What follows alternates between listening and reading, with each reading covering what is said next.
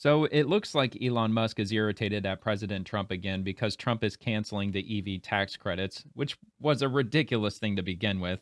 You don't see a bunch of financially strapped Americans rushing out to buy new electric vehicles. Instead, the upper class buys these vehicles and receives the tax credits, those who don't need the financial help.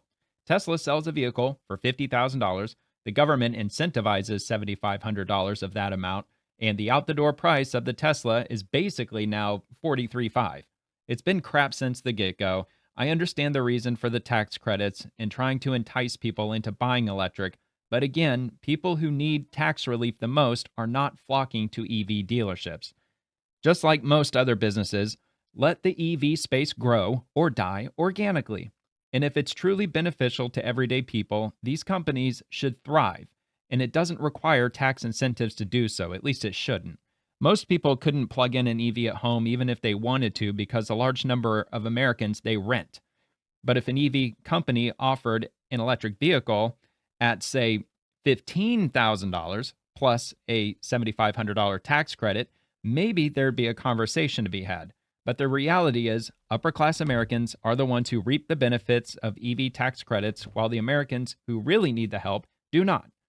Of course, there's also a lot of regular Americans who drive newer vehicles or brand new vehicles they can't afford, even after you might factor in tax credits. So there's that too.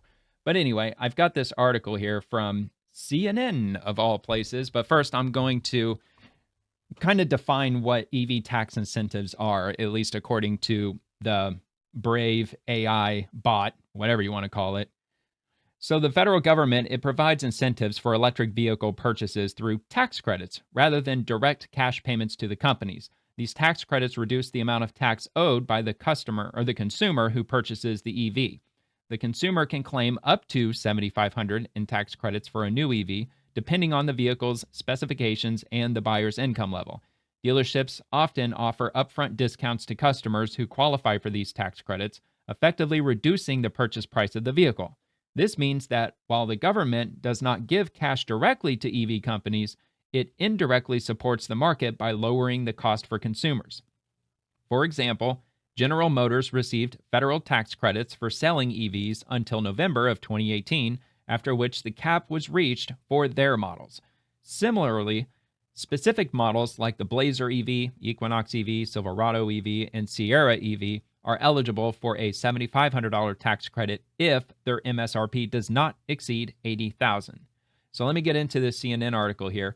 Why Tesla now needs the EV tax credit that Musk once said should go away.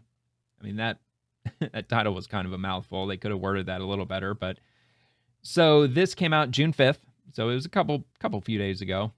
So anyway, let's see here. So it wasn't long ago that Tesla CEO Elon Musk was advocating for ending the $7,500 tax credit for buyers of electric vehicles. Quote, "Take away the subsidies. It will only help Tesla," end quote, Elon Musk said in a post on X last year.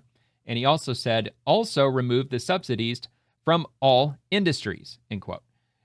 So the big, beautiful bill, it proposes to end the tax credit, and Elon and Tesla are suddenly arguing for the continuation of those same credits as the Senate debates its own version of the bill.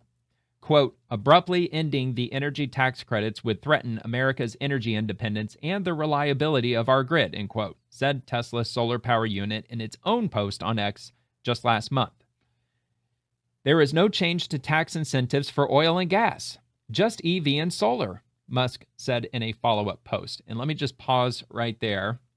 And let me go over here, and I want to show the tax incentives for oil and gas because CNN, they failed to go into any details as far as that goes. So the rates of tax incentives for oil and gas, it varies depending on the specific incentive program. So here's some examples.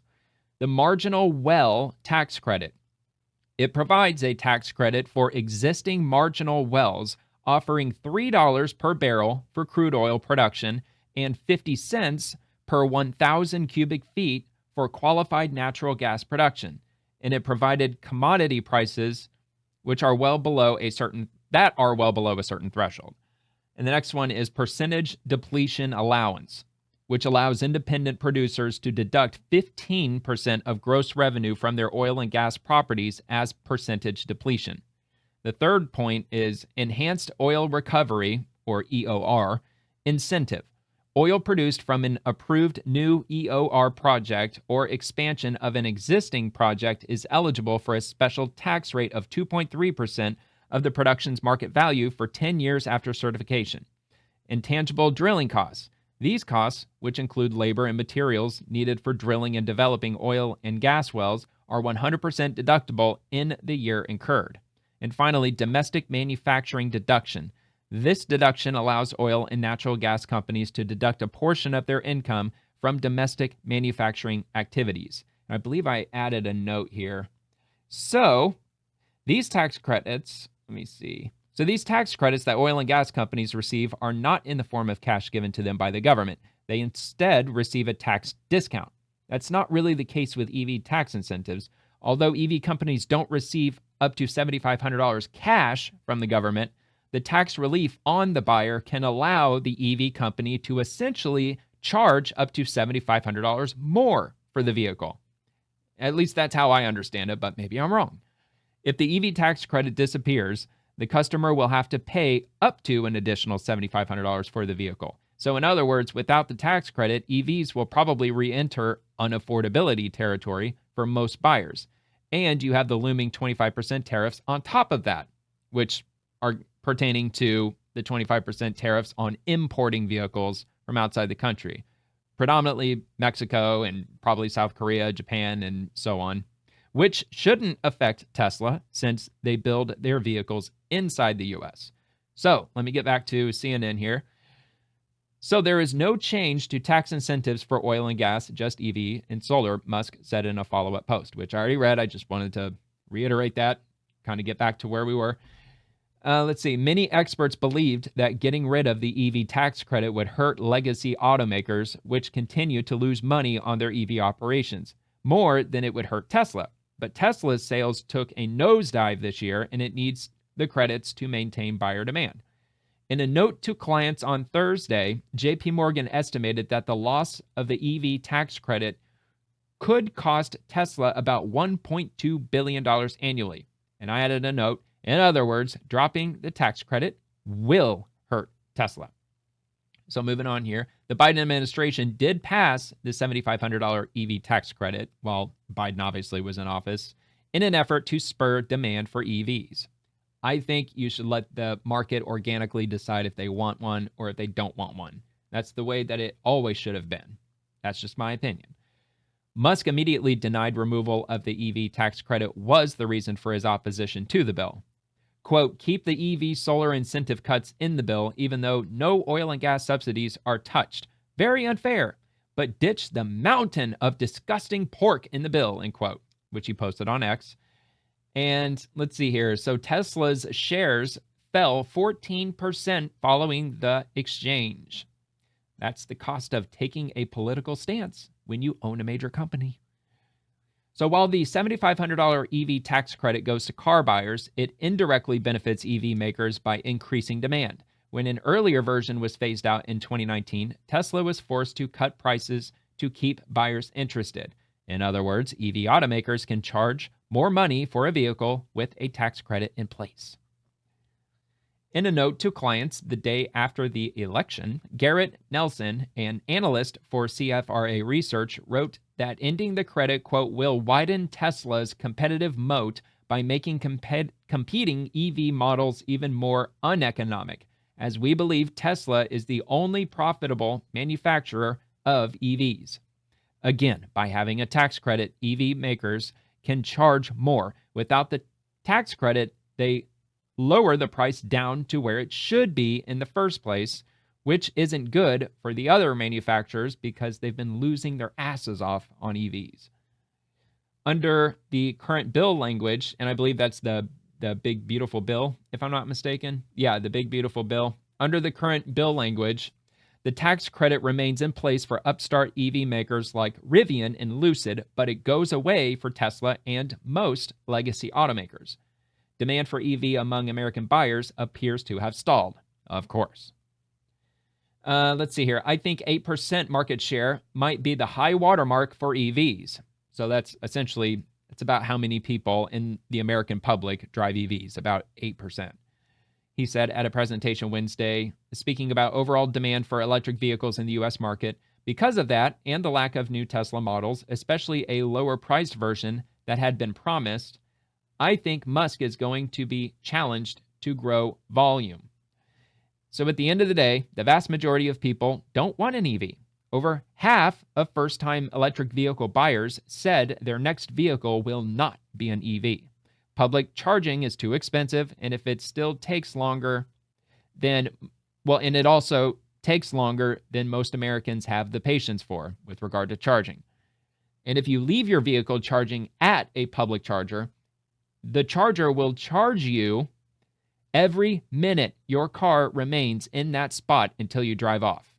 So there's that too. So it's not like in most cases you can just park your car at a charger and just let it charge while you go eat in a restaurant or something like that, because as soon as it's 100% full, the ticker is going to keep going. It's going to keep charging you money every minute your car's sitting there. I don't know if that's the case for every single public charger in existence. I just know that there are a lot of them that do that. Also, 34% of Americans are renters, and the vast majority don't have charger access, the vast majority of those who rent. Plus, if you charge your EV at home, your homeowner's insurance will go up due to fire risk. And we all know how insane homeowners has become these days. Yes, homeowners insurance has gotten absolutely crazy. Again, this is on CNN.com. So that's basically my take with the whole thing. I think EV tax credits were ridiculous from the get-go. And I know with the climate change activists and trying to go green and electric vehicles, it's the wave of the future, which it isn't, because, I mean, they're really, especially the lithium ion batteries, they're detrimental to the environment. And that's not just for EVs. That also goes into the solar farms, because a lot of solar farms, they have to back up that energy into batteries. And these batteries don't last forever. They have to be replaced sometime. Even like an argument that I made with Tesla before, like my car is 27 years old. I like having a car for a long period of time. Now, I haven't had it for 27 years. I've had it for about 10 years. And as long as it gives me 27 more years, I'm going to keep driving it, especially in today's car market. With that being said, there's a lot of people like me who will buy, whether if it's a newer used car or an older used car, they want to drive it for a long period of time. So if you have a Tesla, now I've read somewhere that Tesla EV batteries are supposed to be rated for like 300,000 miles or something like that. So if that's true, then that's good. You know, that's not bad. Even though the batteries, they lose their charging capacity over a period of time. So after driving it for like 10 years, you add 100,000 miles on it, it won't be able to charge 100% anymore. Instead, it'll only charge to like 85% capacity. So therefore, your overall range will reduce over a period of time. And it's just going to be gradual over a longer period of time. But eventually, the battery will die, and you will have to get a new one. And those things aren't cheap. They cost well over $10,000, $20,000. It depends on the make, the model that you have, but they get into an extremely high amount of money. And just as a side note, and I know this doesn't really have to do with the EV tax credits, but the Cybertruck, a lot of people don't realize this. Every 5,000 miles you drive a Cybertruck, you have to change the tires. You have to get new tires. That's the lifespan of tires on these Cybertrucks because they're so damn heavy. The same with a lot of other EVs. The electric vehicles with Plaid, like that Plaid technology, when you use that, and if you use it often, you burn up your tires crazy fast. I mean, I heard a story about a guy who replaced his tires over a dozen times, over 12 times inside one single year, because he was using his Plaid feature too much. So, I mean, EVs are not as efficient as they lead you to believe. Yeah, it might be a little more cost effective to plug it in as opposed to paying at the gas pump. But I've also heard other arguments from people who drive electric vehicles, and it depends probably on which city that you live in, because, you know, electric rates vary depending on where you are. But I've heard of people who will charge their car. They won't even use a public charger. They'll use their personal home charger, and they're paying more or less the same amount as if they were just driving a standard gas vehicle. Of course, it also would depend on the cost of gasoline. You know, of course, there are different factors just depending on a number of things. But, I mean, I don't know. That's just my 2 cents on the whole matter. So, Anyway, thanks for watching, and I'll see you later.